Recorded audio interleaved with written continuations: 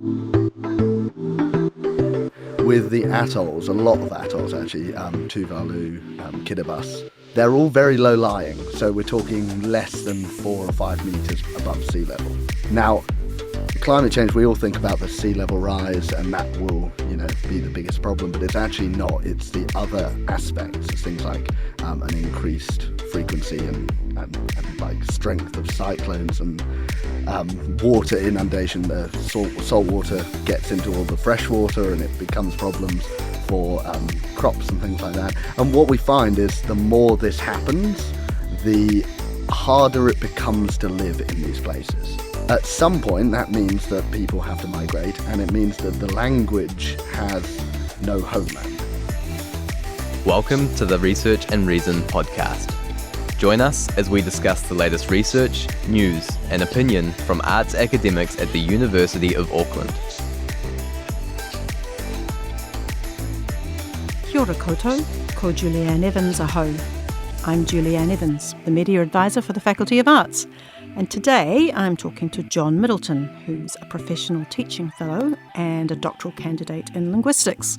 John is working on a range of interesting topics, including the Tokelau language, the effects of climate change migration on languages, and on Moriori, an extinct Polynesian language most closely related to New Zealand Māori, and which used to be spoken by Indigenous people of the Chatham Islands.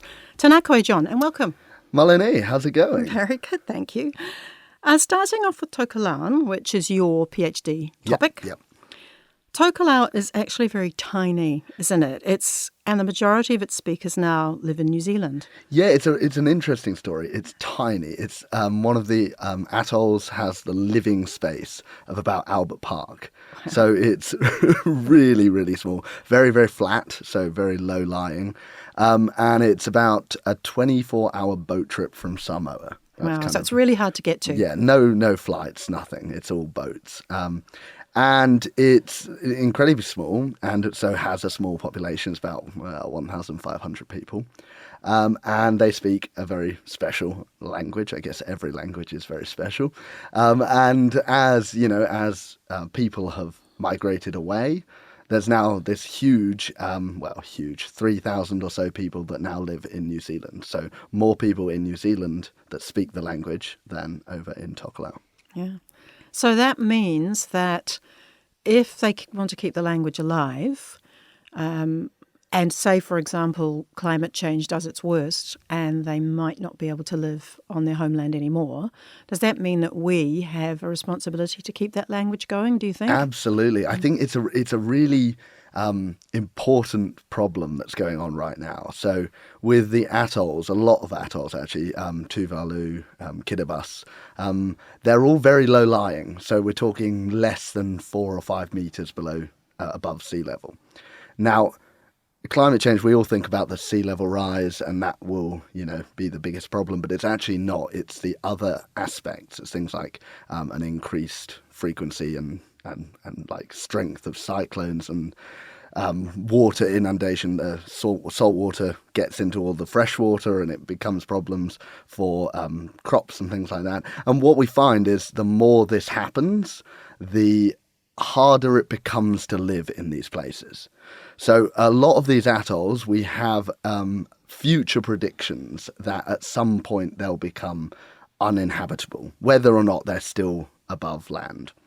And at some point, that means that people have to migrate, and it means that the language has no homeland. And we've seen it before. There's different places where languages have moved.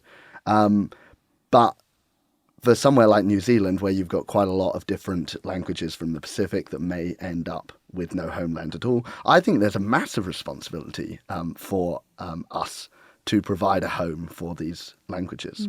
How are we going to do that, do you think? I mean, how do people keep Tokelau going? It's not taught anywhere, is it? Or is it just in their homes? It's an incredibly tricky problem because with such a small number of speakers, it's quite hard to maintain a language. The biggest thing is obviously the transfer from one generation to the next generation. So how we do that? Well, that's usually talking to your kids in the language, or having your kids around the language. Now, for Tokelauan, it's getting more recognition in New Zealand. So at the moment, they're trying to process an NCA topic in high schools for Tokelauan, so that's pretty impressive. And there are 2 preschools, one in Wellington and one in Auckland, where they do it entirely in Tokelauan. So there are incredibly positive things that the community are doing to push the progress of the language through the generations. But at the same time, there's, limited funding.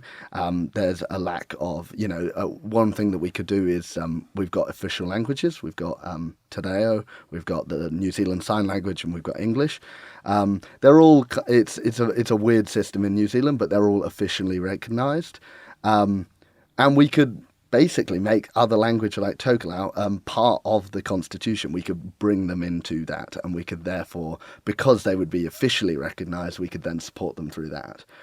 It becomes tricky. It's not an easy problem. There's no, one way to solve the problems. But basically, the more funding that can be provided, the more that you can bring the language into the communities, the better, and the more likely that kids pick it up. I've talked to quite a lot of Tokelauan parents who didn't speak their language to their children and now think it's a shame. It's a real shame. And I mean, I know for myself, my mum's German actually, and she never spoke to us in German, so I never learnt a second language, which always makes me a little bit sad. So with language revitalisation and with endangered languages like Tokelauan, it's really important to push that importance of the language amongst the community and amongst the wider population. Because the language is so tied up with the culture too, isn't it? If people lose their language, like we have found out with Te Reo, there's so many thoughts and ideas that are encapsulated in the language that you can't translate very easily anyway into another language. Absolutely. And I think language is such an important part of culture. So, when a language kind of loses its last speaker, then you lose a huge amount of cultural knowledge, and you lose a lot of that kind of importance that comes with a language and comes into a culture, definitely. And uniqueness as well. And uniqueness, yeah. I mean, you look at Tokelau, and it's a really interesting case. There's about 10% of the world's languages that have a very weird word order. So in English, we might say, I cooked the fish, and in Tokelauan they say cooked I the fish. How do they say that? Can you tell us? I wish I knew. I would spoil it if I said it. But they have the verb that comes at the start. And quite a lot of different Polynesian languages, Te Reo, a lot of the others, Samoan I think does, Pukapukan, and they all have the verb at the start. So it's a very unique situation here in the Pacific and here in New Zealand, where we have quite an odd and unusual feature of a language that is spoken, around here all the time. So there's a lot of things that you lose when you lose a language, like those structures and that knowledge that we've got. We do, it's a tricky one. In linguistics, lots of people think it's about learning language. It's not really about learning language. It's about, it's a kind of cognitive science. When you're looking at languages, you're looking at what goes on in the brain. And so the big thing is, if you can look at every single language and you can see where the limits of that language are. So what are the possible word orders that you can say, or the possible ways that you can make up questions? I don't know. Then you find the limits of what a human brain can do, because every human has the same hardware. We all have the same physical brain. What we do when we do language research is we're basically finding out how far you can push the brain. Like what are those limits? And there are limits. I mean, if you look at something like a question like, where did you eat today? The where word can go at the start. In some languages it goes at the end, and there are cases where it goes in the middle, but you'll never have it kind of moving one place to the right or one place to the left. You'll always have it in one particular spot, or at the most two particular spots. So what we find with that is we found a range and we found a limit, and by finding the limits of languages, by looking at all these unique languages, we're basically finding we're doing science on the brain without actually looking inside the brain. So to keep all these languages alive and to keep them valued is hugely important. Yeah. Is there any such thing as a language that's harder to learn than any other? Like, I was just thinking as you were talking about the limits. Yeah. I mean, for one person speaking a language, it's harder for us to get our head around something that doesn't have words that we recognise. Like in English, for example, we've got Latin, we've got Germanic languages. I'm always imagining that something like Mandarin Chinese would be very hard, but I suppose... Yeah, so it depends on what you mean by learning it. So if as a second language speaker, so if you or I were to learn something that is closely related to English, like say German or French, we'd probably find it relatively easy. If we were to learn, say, Tokelau, we'd struggle because it is so different. Now, that doesn't translate to a kid learning, and this is kind of important. If a kid learns a language, they can learn any language on earth. You just have to expose them to that language. So if you have a child and you say take them to China and they learn Mandarin Chinese, they will pick that up at the same rate and the same ability as if they were in England and learn English, or in Tokelau and learn Tokelau. So it's context. Total context. Yeah. So it is different for a speaker when they are a second language learner, but for a kid who's learning a language fresh, kids just have this incredible ability to pick up any language that they are surrounded by. It's interesting words in different languages too. Like, is there a word for snow in Tokelauan, for example? Yeah, it's an interesting question. What we find with vocabularies is that in any language, there's going to be a lot of vocabulary for the things around them. So in Tokelau is a good example is there's lots of different directional words depending on where you are in a lagoon. So if you're on one side of the lagoon, there's different words for the lagoon way and the seaway that we obviously, we don't have in, say, the middle of England where I'm from. Now, what you do find is that as a language moves into different domains and different spaces, physical spaces, new vocabulary has to be either invented or created or thought of. And there's an interesting case in education that a lot of the Pacific languages are coming up against, and they're having to think about how do we teach topics like maths or science in their language. And there's several ways they do it. One of the ways, the simplest way, is to go and look into the community and talk to the community and find out what is being currently used. That's one way. And if they've got a word, then they just bring that into the educational sector. Another way is that they look at combining words. I think they've done this quite a lot in Tokelau with things like, if you look at words for things like photocopier, it's probably a combination of picture or image and then copy jammed together. But there's another way that they do it, which I've only recently discovered. They can go through a dictionary and find words that are basically redundant, that no longer have a meaning, and they can adopt that word for a different meaning. Oh, that's so fascinating. It's incredible. I didn't know that at all. And so it's a way, and they have language bodies that kind of talk about this, and communities that, it's not just one person saying, let's do this, but it's a really good way to bring a new meaning to an old word. And it's a way to keep those words being used. And moving on to Moriori, which is your other interest. Yeah. What are you doing about that? What does that project involve? Yeah, so Moriori is a really interesting language. So it's got no native speakers, which makes it a difficult language to do research on, because the research I do in Tokelau is you sit down with a speaker and you ask them, how do you say this? Or, does this sentence work? Now, you can't do that with a language that has no native speakers. So Moriori is, its last native speaker died around the 1900s, so it's about 120 or so years since the last speaker was saying anything. Now, what we do have is we have old manuscripts. A few of them, not that many. We have poems, we've got songs, and we've got some narratives.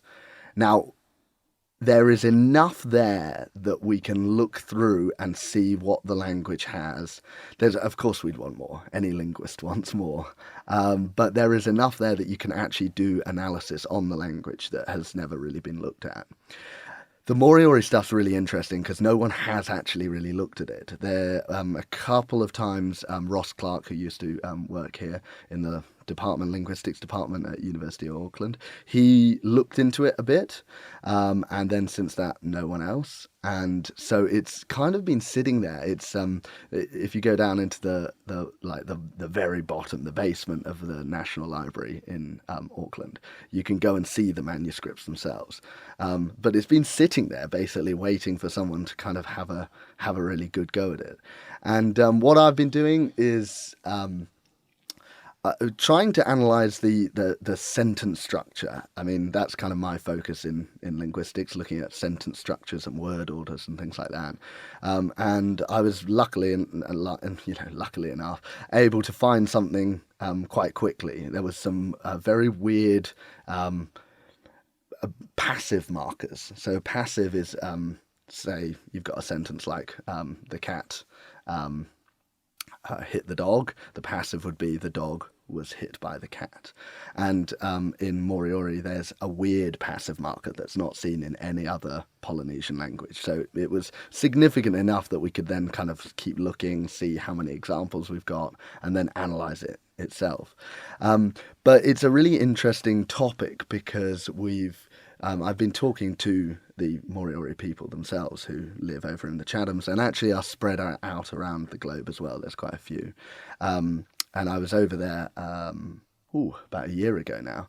And we've had quite a few good conversations about their language, and they're very keen to bring it back, basically, to get their language spoken and talked and taught itself to people around. Now, it's a really, really tricky problem. Because they don't speak it themselves, do they? And it's not written down very much. Yeah, it's written down, but it's not like a teaching guide. It's more of here's a massive paragraph in Moriori, and here's a vague translation in English. So it's very much, it's kind of like rough state. Now, one of their goals is to basically create some sort of teaching guide and be able to bring it back. And what I found really interesting going there was you see little snippets of Moriori everywhere. So they've done a really good job in bringing back like little signposts. I saw on one car in the airport car park, and they'd scribbled in basically welcome in Moriori.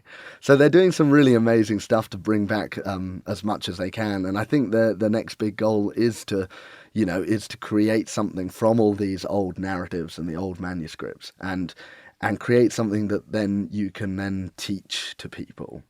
It's a tricky one though, because a lot of people have asked, can you really bring back a language?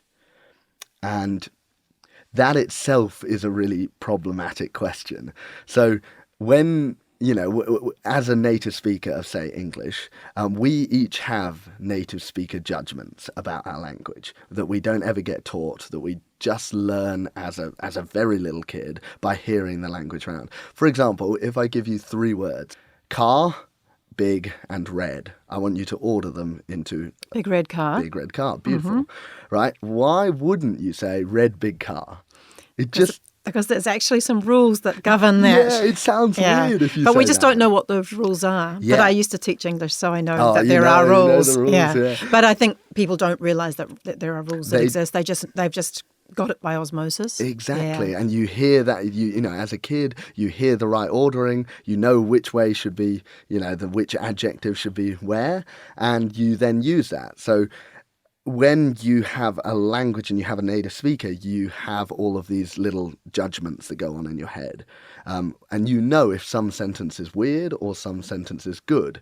Now, when the last native speaker of a language dies, then all of those little judgments go with them. This is one of the tragedies of a language dying. So to bring it back, it becomes very tricky. What happens, and it has been done before, but you can bring it back to a certain extent. So you can bring back the vocabulary and you can bring back every rule that you can find in, say, the texts. And then all those other little judgments have to be absorbed from languages around them. So you will bring back a language to some extent, but it will have differences to, say, the language spoken back in the 1900s. It's kind of like we'd have Moriori 1 and we'd have Moriori 2.0. So it's definitely a real possibility, and I'm excited to get involved in that project. But it also comes with its problems as well, you know, when you only have a few manuscripts and you're working from them. Oh, look, it sounds very fascinating. I actually wish you well with it because I think it's such a worthwhile project. And we're going to wrap it up, but thank you so much for coming in to talk to me today. Thank you so much for having me. You've been listening to the Research and Reason podcast. Stay up to date with the Faculty of Arts by following us on social media.